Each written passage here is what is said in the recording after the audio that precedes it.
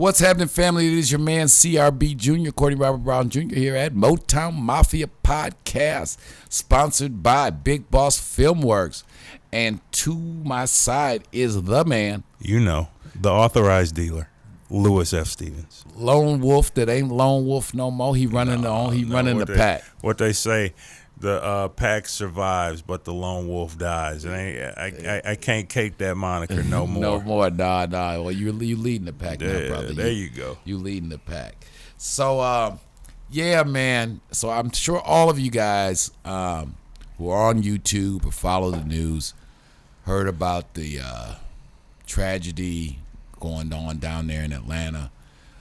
And I don't really listen to a lot of the new rap music. Right. I am, my age is my age, and I understand how people, I'm stuck with Hova and Nas and Snoop in his day. Right. Even though, as we were just talking off camera, I listened to some those guys from Griselda, Benny the Butcher and Conway. Those guys got skills. So I'm gonna stop knocking all these new guys. Gun. Yeah, I'm gonna stop knocking James them. out of Detroit. Those two guys, I was like, wow, that, and I'm late. I'd heard this Benny the Butcher, people talking about him, and I had just in passing flipping through some things and seen some Conway, but I saw them do this freestyle stuff on Funkmaster Flex, and they let it go. Yeah, it took me back to like 95, 94 for real.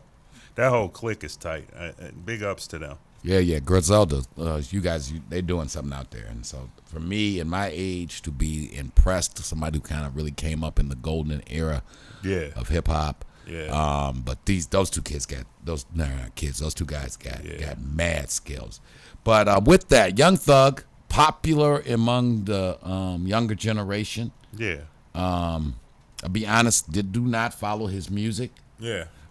I know that he's down or was down with Baby and Cash Money. I've always thought that Brian Baby Williams is genius. Him and his brother Slim, what they've been able to do with Cash Money, which of course led to Young Money. And when you look at what his artists, people like Drake and Nicki and Lil Weezy, the number count that crew has ran up, speaks for itself. Yeah. It was some crazy number he said since him and Universal hooked up. I was listening to a Baby interview. It was a stupid number. It was in the billions amount of money that the Cash Money is generated with Universal. But so Young Thug and his crew down there in Atlanta got arrested. They didn't get hit with a federal RICO. I didn't even know the states had RICO charges. RICO is law that the Fed started to really use against the mafia. It's racketeering, organized crime, corruption. That's why RICO was created, because they could never really get to the godfathers of the mob, because they never directly were committing the crime. They were ordering other people to commit the crime, insulating themselves. And Rudy Giuliani, the guy who was just with your ex-president, Mr. Trump, he prosecuted that big commission case, and was the first time they really implemented, and that was the commission case for those who follow this kind of stuff, where they brought down all the godfathers of the mob, John Gotti, the Gambino family, Fat Tony Salerno, Carmen Persico, the whole crew, and then all of their consigliaries and their capos. But since then, the feds and the authorities have now been using RICO, like they're going after these street gangs. They're using RICO charges. And so Young Thug and his crew down in Atlanta got tied in. The feds are accusing, keyword, they are being accused of being involved in a few murders. Allegedly. There's lots of guns. They've been pulled over with guns and firearms. And it's a thing. I did watch something on YouTube. It was his bail hearing. Of course, bail was denied, and it gets real. And I'm confused, because again, I know he's seen Baby transition from being his age and getting tons of money, and being able to enjoy the fruits of that, and Baby come out the streets. But when he saw this music thing and the way it paid, why I gotta run? all that violence and madness is associated with people being hungry and poor. But if you're young and rich, you're young, black, and rich, as Hova said, you young, black, and rich, why you still shooting at people? And truthfully, I think Al Prophet's guy, was Rendered Useful, said it best. It's all about that social media. Yeah, man. I mean, seriously. And now, so we were also talking off camera. I know with my age, because I didn't grow up in the era of social media, I don't get fully how what somebody says about you on Twitter or Instagram or Facebook really affects. I mean, in my day, we always talk about people would come and be like, Courtney, they talking crazy about y'all. They said this, that, and the third. And you'd be like, that niggas just talking crazy, whatever. Right. It didn't mean nothing. No. But it wasn't being posted. Somebody's talking stupid about you.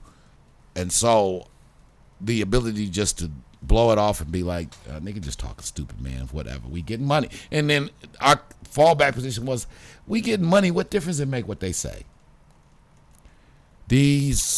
Some of the youth now in the entertainment industry seem that no matter how successful they are, what one of their rivals or competitors say, they'll jeopardize everything. Yeah. But again, I guess what was most disturbing with Young Thug's situation to me was people his age. I believe the young man is about to turn 30, so he's not a young man. He's just a man when you're 30. Right. But he's been having some skirmishes with the law for a minute. He's had the examples again of Baby. He's seen Hova grow old and become a billionaire. He's seen Dame Dash keep his thing going. He's seen Dre become damn near a billionaire. Mm-hmm. He has seen people from that world be able to grow old, transcend, have families, and do what you're supposed to do with that kind of money, which is not go around still shooting each other like the $100 lost at the dice game was somebody's rent, and now somebody got to die because. But they don't know. They just don't know. But and nobody's around them to say, dude, before you go get that AK and go jeopardize your whole life, why don't you go take a trip to Africa or the Caribbean, go someplace, invite some pretty girls over, drink some champagne, eat a couple steaks, eat some lobster, and remember that you're winning in life. Broaden. Because it's about exposure. Those good folks with those alphabet numbers, FBI, DEA, ATF, they don't care. Yeah. And they will remind you so quickly that you only impressing people on Instagram. We are not impressed by your Instagram followings. Mm-hmm. Mm-hmm.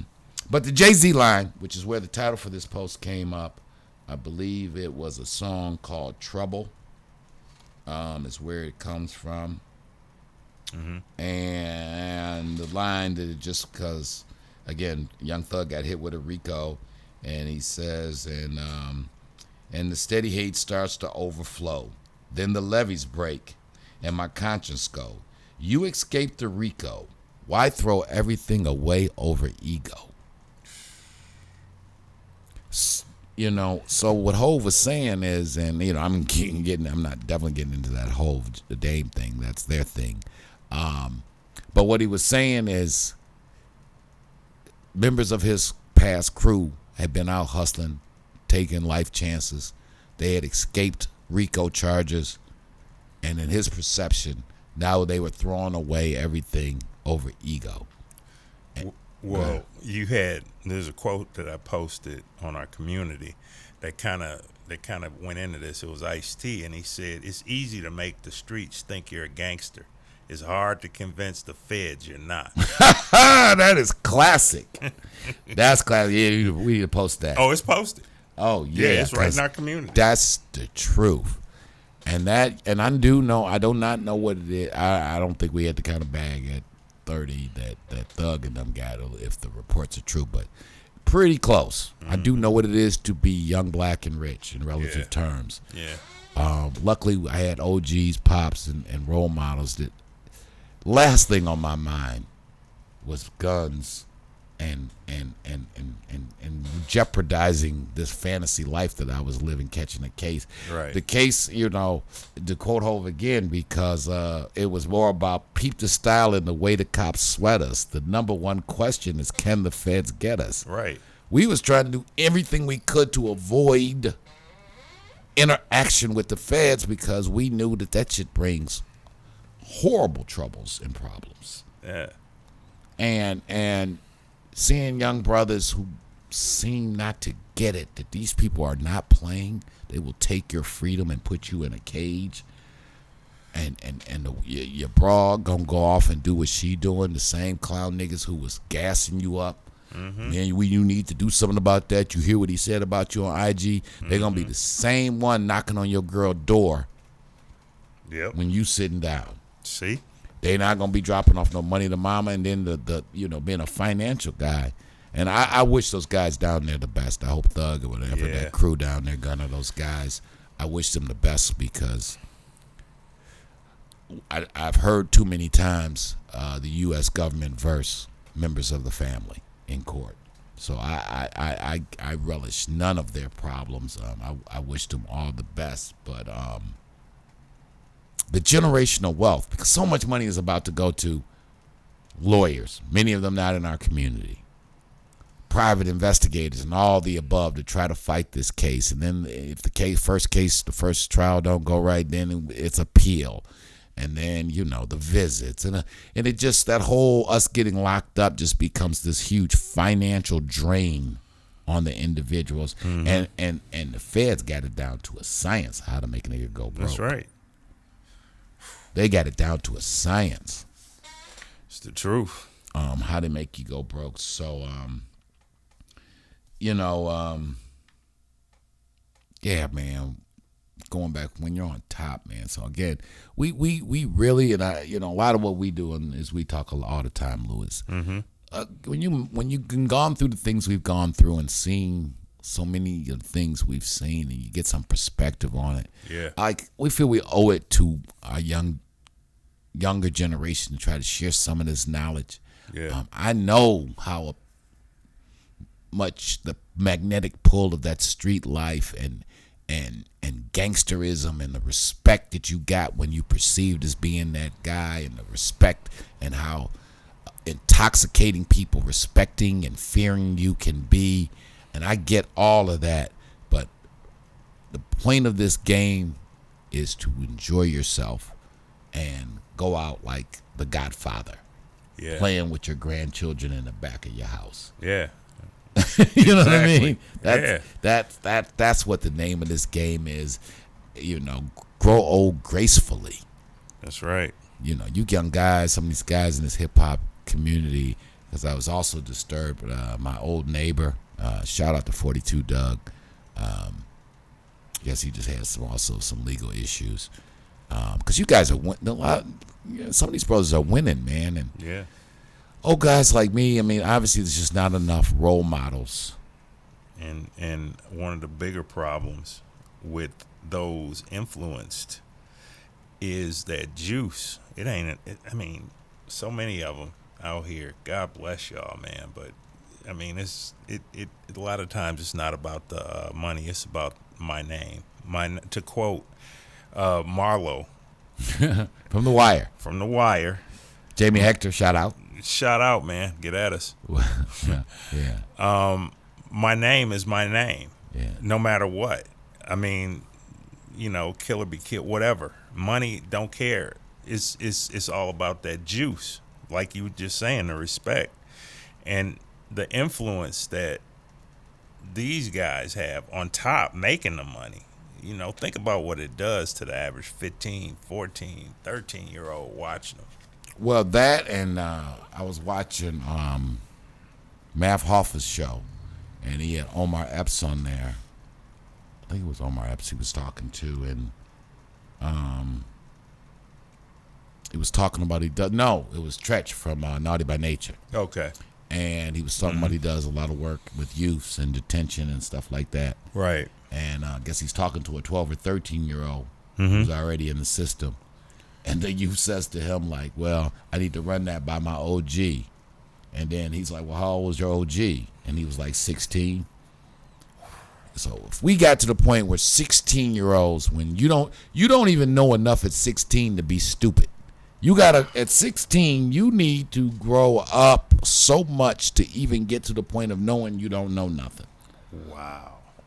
And so that's where, because obviously nobody that those gentlemen, you know, and again, these are alleged crimes. Those guys down there have not been convicted of anything. Right.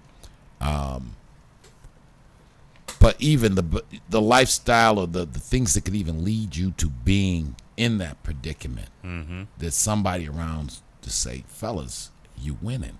What about the kids? You got so many people. I already know this part of the story. You know how many people a guy like him is probably supporting? He's supporting mama, grandmama, baby mama, auntie, cousin, friends, the hood. Yeah. All these people depending on you. A de facto head of the family at this point. And with the bank they bringing in. Yeah, and we gonna jeopardize all of this because somebody on the other side of town been talking spicy or made some simple ass threats. Mm-hmm. You know, I don't know, but I wish those guys well again, man.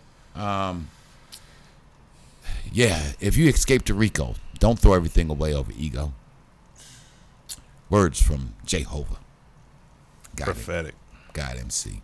Yeah, anything else, Brother Lou? Check me out, Flyers Plus Graphics. If you need anything, obituaries, flyers, business cards, websites, get at me. I'm on Instagram at Flyers Plus Graphics. And next month, we will be featured. Big Boss Filmworks and Motown Mafia will be live from the Hustle and Grind Book Fair in Detroit, sponsored by our homegirl, Michelle Moore. She was the behind-the-scenes, a.k.a. ghost author of Motown Mafia, Memoirs of a Kingpin's Kid, which, of course, led to this book. Is available on Amazon, by the way, family. If you've not read it and you want to know why we here talking. That's right. This book will explain how it all began some Absolutely. 40, 50 years ago when I was just a little bitty boy, which, of course, led to the award-winning documentary, Motown Mafia, the story of Eddie Jackson and Courtney Brown. And with that said, shout out to Uncle Butch. The Black Dispatch will be back soon. Motown Mafia, award-winning documentary, of course, available on Tubi TV and Amazon Prime. And if any of you local, if you're watching this at your local bar, at your local, barbershop, if you're interested in building a brand, check us out. Email us at bigbossfilmworks@yahoo.com or shoot us a call. You can call me at 313-459-9919 if you're interested in advertising. We will place your ad here. If you need it shot, I'll shoot it. If you already have a commercial, shoot it over to me.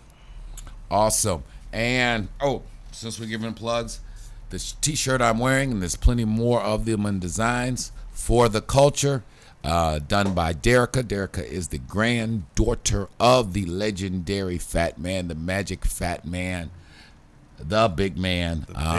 The family entrepreneurial spirit continues. This line of T-shirts For the Culture is about to launch. Yeah. She reached out to her uncle, so of course we're going to do all we can to promote that. We'll put some links in there. Another one of our sponsors, Bags and Bundle, Miss Boss Boutique, located at 16311 West 7 Mile. Great deals for all of the women in your family. If they need a wig, if they need some hair, if they need some apparel, that's 16311 West 7 Mile. Miss Boss Boutique, Bags and Bundles. Give them a shout. If your brothers or if your sisters are looking directly, come on in. They will take care of you. All you have to do is mention Big Boss Filmworks. Detroit. It's going down in the D. Forever. As always. Coming soon. Got to remind them, Making of the Mafia, right? Making of the Mafia. You all are going to love it. It will premiere on Patreon. There it is, going down. And we're going to start having that ready for the family. A lot of exclusive content. Some of the stuff that'll be happening at Hustle and Grind with some really influential people in our culture, for our culture. Absolutely. We're going to have access to those people, and it's going to be a good thing. So, it's your man, CRB Jr. It's Big Lou. Motown Mafia Podcast, Big Boss Filmwork Production. hit that like, share, subscribe button. And that notification bell. And then holla at your man.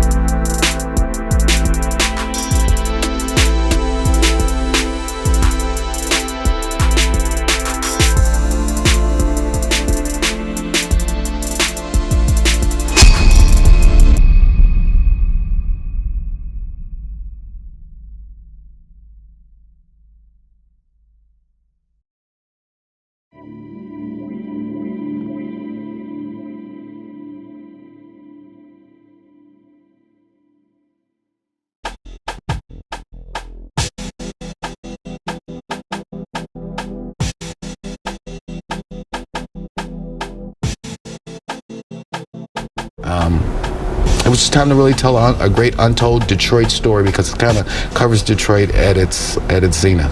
Very interesting story. We decided that we were going to make a movie. All right, Rich Rossi with you with Motown Mafia. I'm with Courtney. Lewis Stevens. Lewis Stevens, Courtney Brown. Courtney Brown Jr. And Alan Al Prophet Bradley. And this is an entrepreneurial, inspirational story too, because again, you know, I'm a real estate retail guy. You know, that's what my skill set is. But I'm a businessman, so I was like, you know, we're gonna do it. You know, sometimes when you got a dream, you won't have all the answers on how you're gonna do what you're gonna do. What made this one unique was not so much the crime, but the intertwining with Detroit's history and the Motown era and kind of the economic decline of Detroit. And it's really the story of a family. And from some perspectives, it's has a happy ending, like you said. For others, it didn't have a happy ending. Right.